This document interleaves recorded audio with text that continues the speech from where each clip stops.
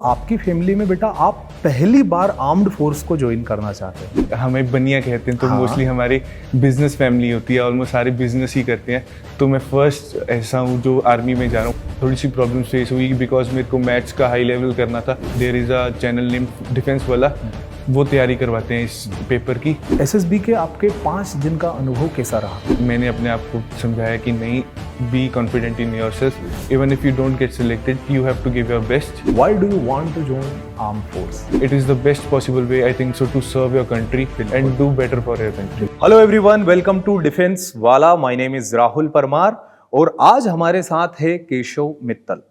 केशव जिनका SSB clear हो चुका है, यानी एसएसबी रिकमेंड हो चुके हैं, रिटन एग्जाम निकाल चुके हैं, मेडिकल भी हो चुका है। आज हम केशव से उनकी जर्नी के बारे में बात करेंगे कि किस तरह से केशव ने प्रिपरेशन की थी। हो सकता है कि वो चीज़ें आपके भी काम आए, हालांकि हर एक के अपने अपने तरीके होते हैं, बट कुछ चीज़ें ऐसी भी होती है जो हम हमारे सीनियर से सीखते हैं, हमारे दोस्तों से सीखते हैं या उस इंसान से सीखते हैं जिसने एग्जाम निकाल दी है। तो सबसे पहले केशव, बहुत बहुत आपको कॉन्ग्रेचुलेशन बेटा कि आपने मतलब इतना अच्छा, आपका सपना ही होगा ये जिसको आपने अचीव किया। आपको कैसा लग रहा बेटा? Sir, first of all I am feeling very happy.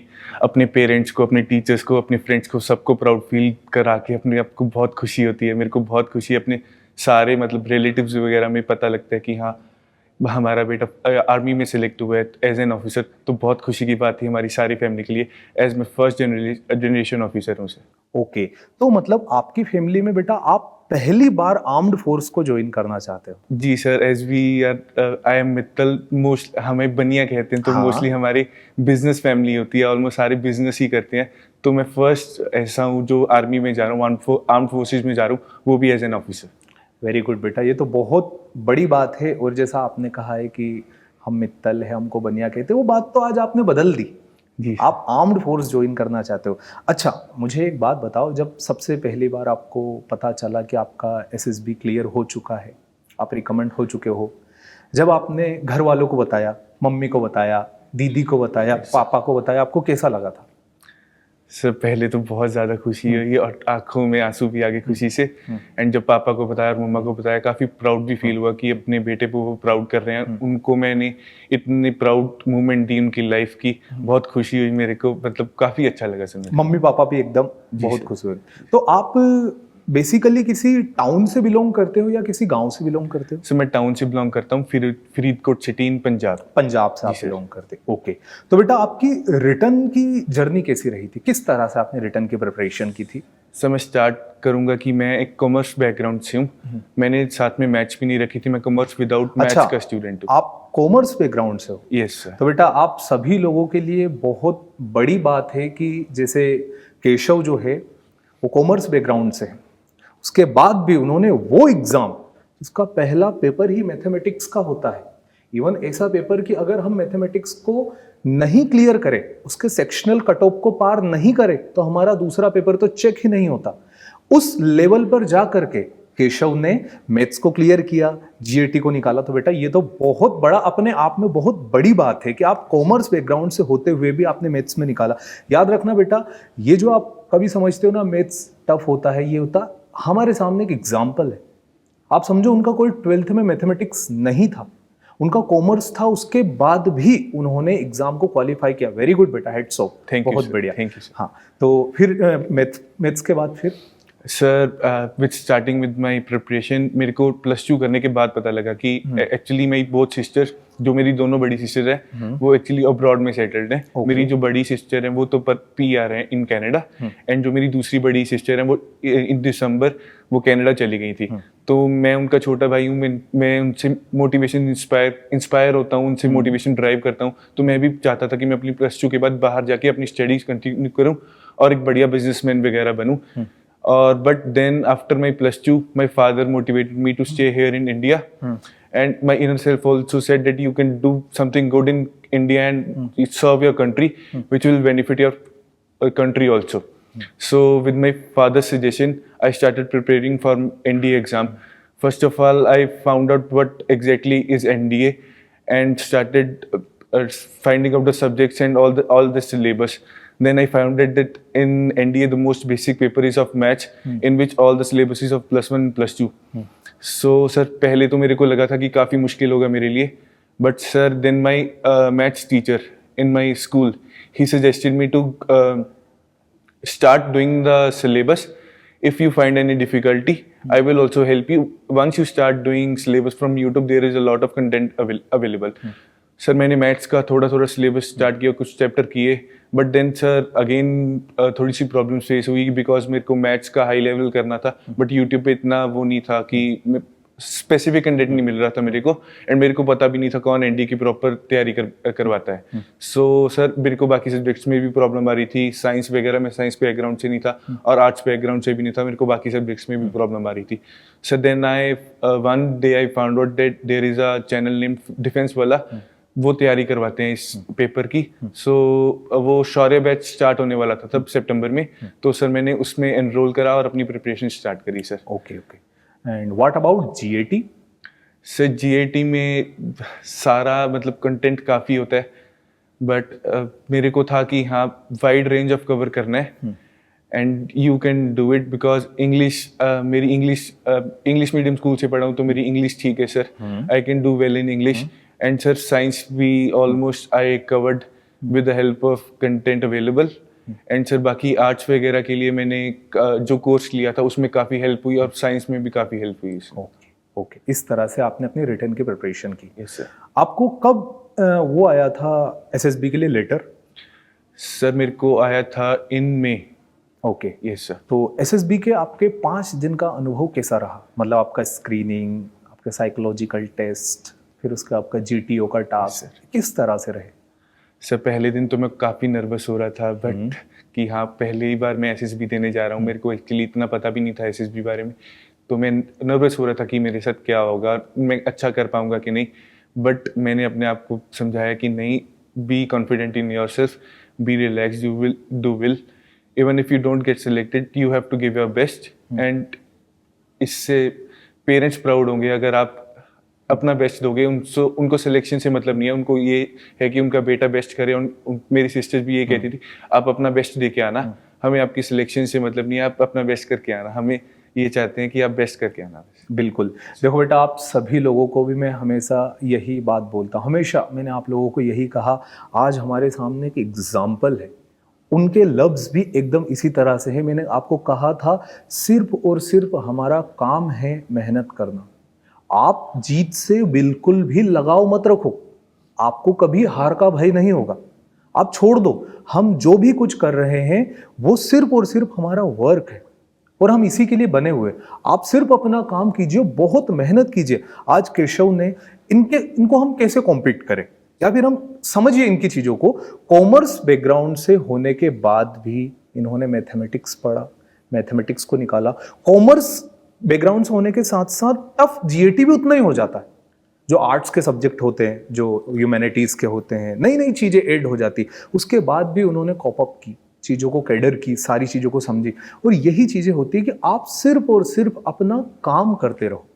जितना आप काम करोगे, जितना अच्छे से आप मेहनत करोगे ना, वो आप लोगों के लिए बहुत ज़्यादा बेनिफिशियल रहेगा. अगर आप डर गए, जैसे रिटर्न एग्ज़ाम ही होती है, रिटर्न एग्ज़ाम को जैसे कई बच्चे एग्ज़ाम देने के बाद आते हैं और आने के बाद सर मेरा ये नहीं हुआ, मेरा वो नहीं. अरे नहीं बेटा, नहीं सोचो ऐसा. आप जाओ, आप खुल के एग्ज़ाम दो, आप इंतज़ार करो उस एग्ज़ाम के रिजल्ट का.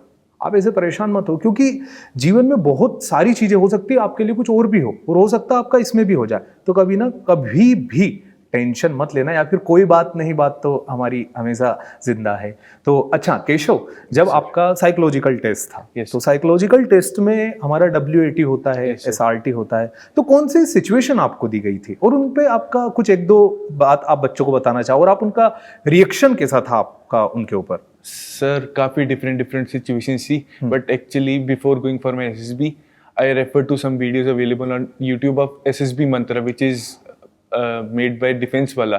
सर उससे मेरे को आइडिया हो गया था क्या क्या होता है, मतलब क्या क्या क्वेश्चंस पूछे जाएंगे, अपने आंसर क्या क्या करना है, मतलब आप उसको चेंज नहीं कर सकते, बट आपको क्वेश्चंस टाइप के पता लग जाते हैं कैसे क्वेश्चंस आएंगे उसमें। सो काफी डिफरेंट डिफरेंट सिचुएशंस थी कि आपके नेबर में आग लगी है तो आपका क्या रिएक्शन होगा, क्या रिएक्शन होता है आपका? सो फर्स्ट ऑफ ऑल आग लगी है तो आप सोलली उसको नहीं बुझा सकते। सबसे पहले आपको इमरजेंसी सिचुएशन है तो आपको फायर ब्रिगेड कॉल करना चाहिए और पुलिस को कॉल करना चाहिए। And second step should be to evacuate the people who are present there. बिल्कुल human safety is the most, I think so it is very important. All the materials come after the human safety.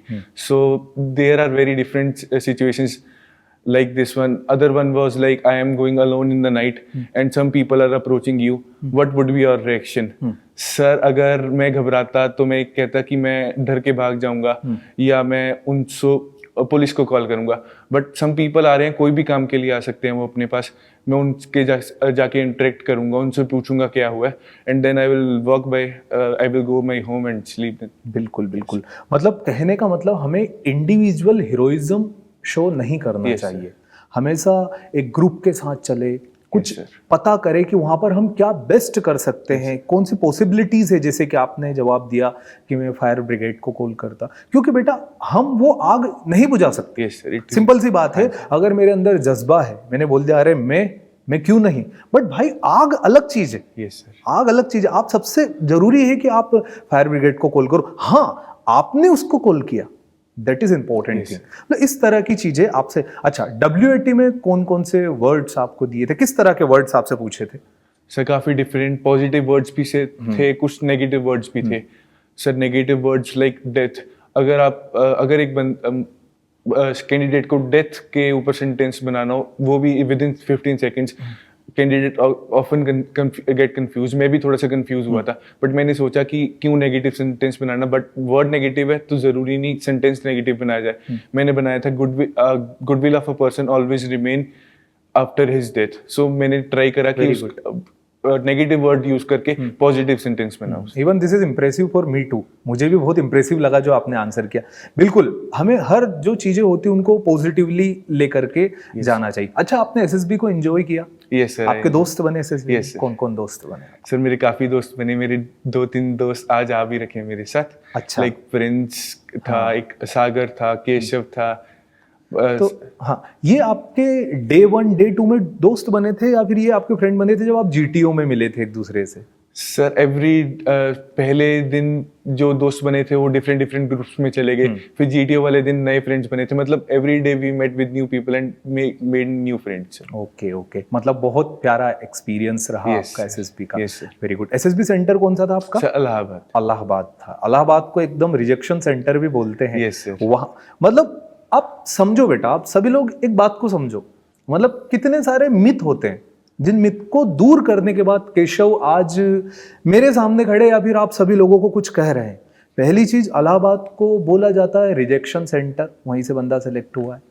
दूसरी बात बोली जाती है कि हमसे mathematics नहीं होता, कॉमर्स का बंदा बैठा सामने आपके, और क्या चाहिए? अब मैं खुद घर आके पढ़ाऊं आपको, वो भी कर देंगे अगर आप सिलेक्शन लेने का वादा कर दो तो। आपके लिए सब कुछ है बेटा, तो बहुत बढ़िया बेटा ये तो। अच्छा, मुझे ये बताओ, आपका कोई इंस्पिरेशन था जिनको देख करके आपको लगा कि मुझे आर्म्ड फोर्स ज्वाइन करना है?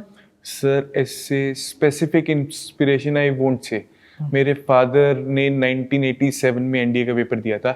he got qualified for the written paper, but जो मेरे ग्रैंडमदर थे, he refused him to send to the SSB। वो नहीं चाहते थे उनका बेटा आर्म्ड फोर्सेस में जाए, बट मेरे पापा का सपना था, मेरी मदर का सपना था कि उनका बेटा एक बढ़िया ऑफिसर बने। सो मैं उनसे इंस्पिरेशन ड्राइव करता था, उनकी लाइफस्टाइल से, उनसे काफी मोटिवेट होता था सर। बहुत बढ़िया। मतलब अभी तो घर पे ऐसी रोक टोक नहीं है ना कि आर्म्ड फोर्स ज्वाइन नहीं करना? नहीं सर, मेरे बिल्कुल मम्मा पापा बहुत सपोर्ट करते हैं कि सिस्टर्स। एक सपना होता है, मतलब आपको एक बात मैं बताता हूँ कि जैसे जब पता चलता है कि फॉर एग्जाम्पल केशव ने बोल दिया सर मैं SSB रिकमेंड हो गया, सर मेरा मेडिकल भी क्लियर हो गया, उस दिन पता एक फीलिंग आती है, एक वाइब्स आती है अंदर की आज मेरा खुद का सिलेक्शन हो गया। कहने का मतलब ये है कि आज हम लड़ने नहीं जा सकते, हम अर्जुन नहीं है, बट कृष्ण है जो कई अर्जुन बनाएंगे। जैसे कि आप हो, आपके मम्मी पापा, आपके पिताजी जो थे, उन्होंने 1987 में जो सपना देखा था, वो सपना आज 2023 में पूरा हुआ है। Sir I want to correct 1987 by mistakely, मैं हाँ टंग स्लिप कोई बात नहीं, हाँ मतलब ईयर का चलता है, बट फिर भी yes. आज वो जा करके वो सपना हाँ जी सर। एक्चुअल में उनको ऐसा लगा होगा कि मेरा खुद का सिलेक्शन yes, हो गया। बिल्कुल सही बेटा। और अच्छा एक और बात, why do you want to join armed force? Sir, to joining armed forces is the most prestigious, I think so. Why? Kind of thing a person can do. Sir, it gives you unparalleled respect in the society. You can do best for your country. You can serve your country in the best possible way. There are many other professions you serve your country, like doctor, police services. But being an army officer or being in armed forces, it is the best possible way, I think so, to serve your country and do better for your country. बिल्कुल बेटा, armed force वाकई में एकदम सही बात आपने बोली कि एक अनपैरेलल रिस्पेक्ट होती है, ना सिर्फ आपकी सोसाइटी के अंदर but even your brotherhood. Yes, sir. जो ब्लड ब्रदर्स होते हैं ना, जो आर्मी में जिनके लिए हम साथ में काम करते हैं, मतलब एक बात होती है कि आज जैसे कई सारे लोग हैं जो किसी सेक्टर में काम कर रहे हैं, बड़े बड़े मैनेजमेंट के इंस्टीट्यूट्स खुले हुए हैं, हॉस्पिटल्स खुले हुए हैं, इंजीनियरिंग सेंटर्स खुले हैं, अलग अलग जगह जा कर के लोग काम करते हैं। बट वहाँ पर क्या होता है, आप एक पॉइंट समझो कि जैसे हम काम कर रहे हैं और हमको ये पता चला कि सर आप कल से कंटिन्यू नहीं कर सकते, Yes, sir. तो आपको कोई आकर के कह देगा कि आप कल से नहीं आइएगा। आर्मी एक ऐसी चीज होती है कि अगर हम किसी मिशन में खत्म हो गए, Yes. शहीद हो गए, तो हमारी बॉडी तक कलेक्ट करके लाने के लिए दूसरा मिशन चालू हो जाता है। मतलब समझ रहे हो रिस्पेक्ट कितनी है कि लास्ट तक नहीं छोड़ी। Yes. ये एक होती है आर्म्ड फोर्स को ज्वाइन करने की ललक Yes, किसी इंसान के अंदर, जो कि एक अलग ही गूज़बम्प देती है उसको उसकी लाइफ के अंदर कि क्या है कौन सा मैनेजमेंट सेक्टर, क्या है कौन सा सेक्टर, कोई सी भी चीज है जहां पर कुछ भी बोल दिया जाता, बट एक वो देखो जहां पर जो नहीं है उस नहीं के शरीर को भी लाया जाएगा। ये एक ब्रदरहुड होता है। जब हम फौज में काम करते हैं, जब फौज में रहते हैं, उनका राशन खाते हैं, Yes, एक अलग ही चीज हमारे sir. मन के अंदर आती। वाह यार बेटा, बहुत बहुत बढ़िया लगा। और इसके बाद है तो और आप अपने बारे में कुछ बताइए कि आप अपनी प्रिपरेशन के साथ साथ जब आप एनडीए की प्रिपरेशन करते थे, जब आपने 12th के साथ की preparation? Yes, no, sir. I was a pass out from 12th. Okay, आपने I drop was लिया था। pursuing my degree. I am doing BA, Bachelor of Arts. Okay, Yes, sir. तो आपने अपनी ग्रेजुएशन के साथ साथ अपनी Yes, sir. प्रिपरेशन की। Yes, sir. आपका अटेम्प्ट कौन सा था? Sir, actually, I gave the September attempt, but that was I was not serious. So I think so. My April attempt was the serious one. तो आपका second attempt? Yes, sir. Okay okay, ठीक है बेटा। तो आपने जो आपकी return की प्रिपरेशन थी, Yes, sir. आपके एसएसबी की प्रिपरेशन थी, उसमें पढ़ाई के अलावा आप क्या करते थे खुश रहने के लिए? क्या आप करते थे? घूमना फिरना जो कुछ भी था? सर, पढ़ने के अलावा आई डिड एवरीथिंग। पापा के लिए होते थे शॉप पे, तो मैं पापा के साथ शॉप पे भी बैठता था 4 to 5 आवर्स। देन अपने कॉलेज में भी जाता था। Then extra curricular activities like meeting my friends in the evening, so going out with them, sometimes using social media also to get my mind fresh and other things also, sir. I didn't sacrifice other things with my studies. I just managed with my studies, sir. मतलब हमने किसी भी चीज को लेकर के कोई compromise नहीं किया। Yes, sir. हमने नेचुरली एक आम आदमी की तरह हमारा जीवन जिया, Yes, sir. एक अच्छे एस्पिरेंट की तरह प्रिपरेशन की, और आज हम सिलेक्टेड है। Yes, sir. तो कहने का मतलब बेटा, आप एक एक चीज, एक एक लफ्ज उनके मुंह से सुन रहे हो, कितनी सही बात है कि आपको ना अपनी प्रिपरेशन के दरमियान किसी भी चीज को बदलने की जरूरत नहीं है। कुछ भी ऐसा करने की जरूरत नहीं है कि आप अलग दिखो या फिर आप सोचो कि नहीं मैं प्रिपरेशन कर रहा हूं तो मैं ये छोड़ दूंगा वो छोड़ दूंगा। नहीं यार, आप अपना जीवन भी जीते रहो। जब आप चीजों को एकदम ऐसे लेकर के चलोगे ना, हाँ मुझे एग्जाम देना है, मुझे बहुत मेहनत करनी है और मुझे कोई काम छोड़ना भी नहीं है, टेंशन फ्री होकर के जब पढ़ोगे ना, तब जाकर के सिलेक्शन होता है। वेरी गुड बेटा, बहुत बहुत बढ़िया लगा। आप कुछ बातें बच्चों को कहना चाहोगे, किस तरह से बच्चों को प्रिपरेशन करना चाहिए? क्या आप सजेस्ट करो अगर उनको कुछ तो? Sir, I would say material काफ़ी हो गया आजकल। काफ़ी material you can get for free on YouTube. Defence वाला भी काफ़ी मटेरियल पड़ रहा है, अगर आप पढ़ना चाहो तो काफ़ी मटेरियल पड़ रहा है। The only thing that you require is consistency. आप रेगुलर पढ़ो, मतलब ये नहीं है कि आप आज पढ़ रहे हो तो कल स्किप कर रहे हो।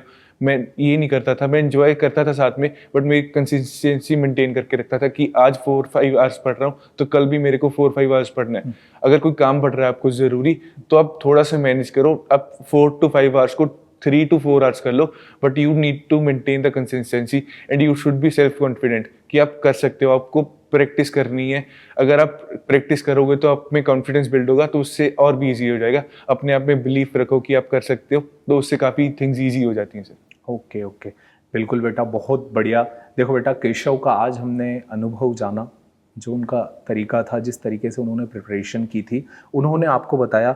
हो सकता है आपका भी ऐसा हो सकता है आपका अलग हो, या फिर 19-20 का अंतर होता है, हर इंसान का अलग अलग होता है। बट हमें एकदम शांत सरल रहते हुए हमारी प्रिपरेशन करना है, ठीक है? ओके बेटा, so Keshav, once again best of luck बेटा, एंड गॉड ब्लेस यू। खूब आगे बढ़ो जीवन में, खूब आगे करो, जाओ Thank you, और sir. अपने देश की सेवा करो। Thank you sir.